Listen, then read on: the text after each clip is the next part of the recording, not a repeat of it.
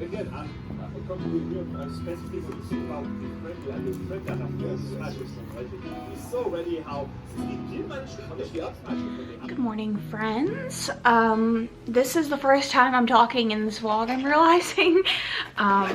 So this will probably be a long one, even though I have to leave for work in 10 minutes. But this week was, Tuesday was Bane getting his sutures out and his cone came off. He's doing very well. Him and Oswald got to play. He was very happy about that. Oswald was very happy about that. The vet said his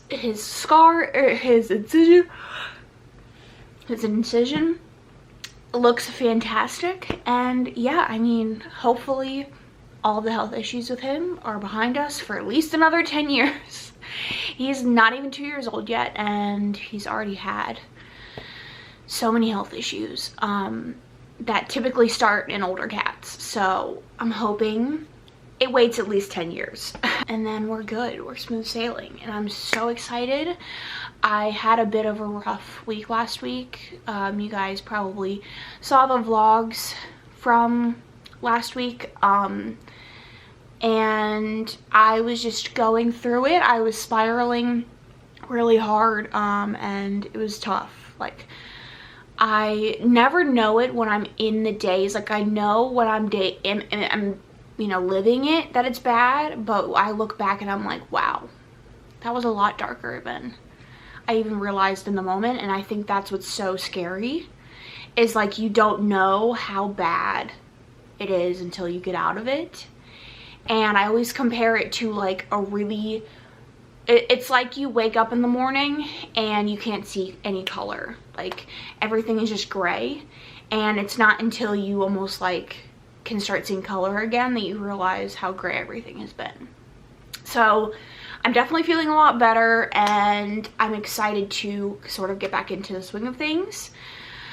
I have been sort of like prioritizing self-soothing techniques the past couple of days since that really bad day, and I think I'm going to continue doing that. So I have a meeting this morning, so I have to go into the office early, then work my full day, and then when I come home, I'm going to clean. I scrapbooked yesterday. I'm going to do a little bit more of that today. I'm going to play some Sims, and then we're going to read. So let's talk about what I'm currently reading. You saw my earlier clips. I returned all of my library books. They're out of my coffee table, but they will be returned at some point because I just kind of lost interest, and I'm ready to like dive into fantasy romance from Kindle Unlimited. That's the majority of what I'm going to be reading going forward. But I am still finishing Foundry Side. I think I'm like 60 to 70% of the way through it, and I am enjoying it. Like, solid 4 stars. It's pretty good. The issue that I have is like, it's very fast paced, and I find with very fast-paced fantasies, I'm either really into the plot or really into the characters with fantasy. And because I'm really into the plot, because the plot's so fast-paced, I'm lacking a little bit of the characters. Like, I definitely feel like they're there, I understand them, and I like them, but I'm not like fully with them. The world is pretty interesting, I would say. very inventive, kind of like Brandon Sanderson-esque. And then I'm also listening to the audiobook of Ninth House, and I am a little bit into that. This is gonna be my third time trying to read Ninth House. It's basically about a girl named Galaxy Stern. She goes by Alex, and she can see ghosts or grays. She gets into like a secret society at Yale, where we have her point of view in present day, and then past point of view of another character named Darlington, who's like recounting when Alex first got to Yale. And then I am reading 2 ebooks. I started and got a decent bit of the way through, I think like 20% of the way through Gleam, I believe it's called. This is the 3rd book in the Play the Prisoner series. This is a series about Aaron, who was the saddle to King Midas, and he like touched her and she turned to gold, and she ends up getting kidnapped. And this first 2 books are her like trying to get back to Midas. She got back to him in the end of the 2nd book, and now into the 3rd one she's sort of seeing, like, she's sort of working through their very toxic, twisted, and manipulative relationship. And then there's like another character that she sort of has a relationship with. And then we also get the point of view of Midas's wife, who's back at their original kingdom, like fucking shit up. And immediately gripped, immediately loving the 3rd book. I liked the 2nd one okay. It was just a little bit slow in parts. First one's also a little bit slow, but they're both 4 stars. And I'm hoping this one is like where it takes off.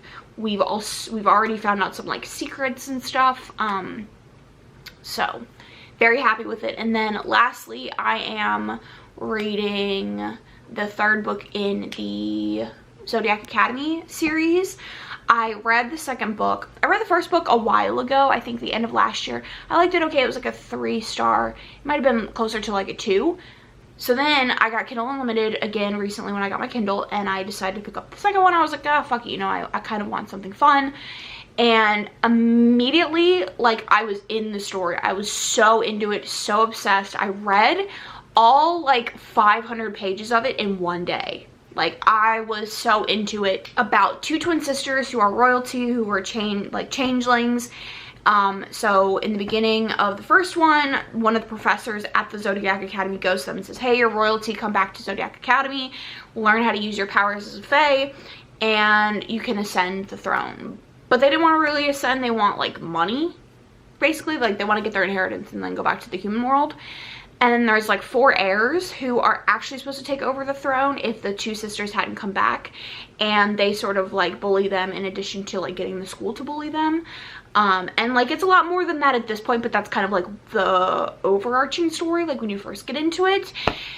And it's just good. And I think if you kind of temper your expectations for it like being the best book you've ever read, you'll really enjoy it. Like, this is definitely one of those books that you have to read at the right time, and I just happen to be reading it at the right time, and it's like really making me fall in love with reading again, which is so weird because I never really stopped reading. Even when I took my break, I've always enjoyed it, but I feel like with my new Kindle and with this like getting back into fantasy romance, I'm really, really, really enjoying myself again. And I think I was just taking reading too seriously. I got to a point where I really should have been taking a break.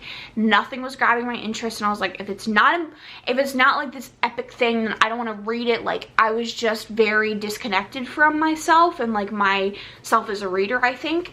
And this is definitely helping me heal that a little bit, and I'm very happy that I decided to pick that up as like my first jump back into romance-centered fantasy. Definitely need to get to work now because I've been talking entirely too long, 10 plus minutes.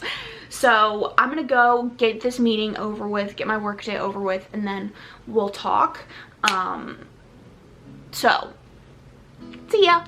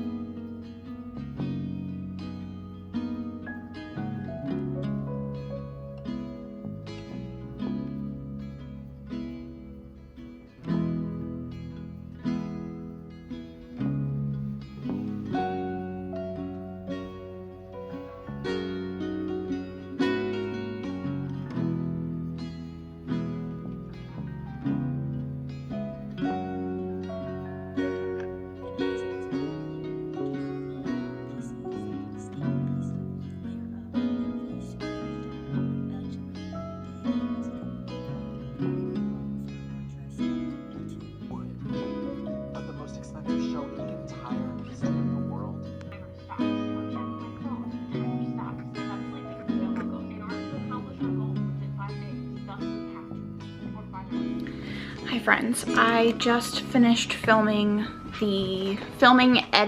the femininity vlog, and I kind of wanted to talk about it. But first, let's get into something a little more comfy.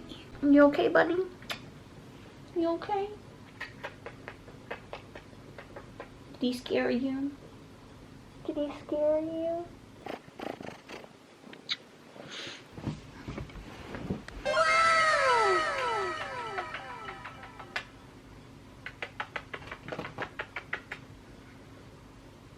Okay, now that I'm a little bit more comfy, let's talk about that video, because it was quite an emotional video for me. It was very cathartic. It was a video that I had thought about doing for a while, and I had planned for a while. I had scripted it, and I had felt very iffy about it. Like, I had put it on my filming schedule or on my release schedule.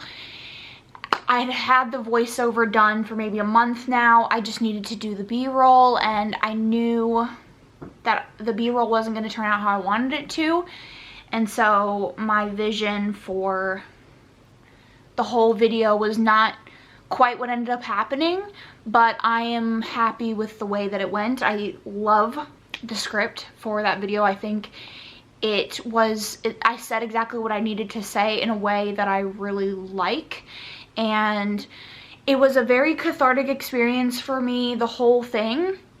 Like, scripting it, doing the voiceover, and the editing process of putting everything together and seeing the final results was really good, because this is a conversation that I have been having with myself for a while now, sort of confronting some of the, like, misogynistic, I guess, these ingrained misogynistic views that I had growing up, just based on the things that I was told and the ways that I had to behave because of the way that I looked.